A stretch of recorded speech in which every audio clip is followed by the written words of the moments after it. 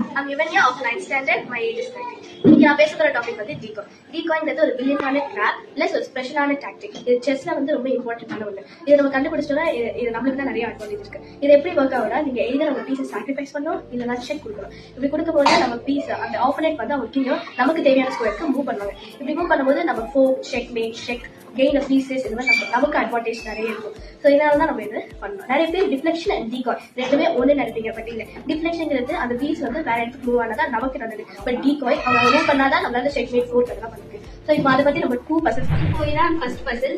இதுல வந்து நம்ம குயிங் இன்டு F8 செக். இங்க எதுவுமே லீகல் மூவ்ஸ் இல்லை. So it is force to move here. Next இப்போ நம்ம என்ன பண்ண போறோம்னா இங்க செக் வைக்க போறோம். இங்க செக் வைக்கும் போது ரூக் வந்து இங்க கண்ட்ரோல் பண்றதுனால இட் கேனாட் மூவ். ஸோ இப்போ இங்க மூவ் பண்ணாங்கன்னா here it is a black knight checkmate. So அதனால bishop is forced to take this and then here the rook goes here. அப்புறமா இதே கேப்சர் பண்ணுவாங்க. ஏன்னா வேற எங்கேயும் லீகல் ரூல்ஸ் கிடையாது. And then we have to keep a check here. Check.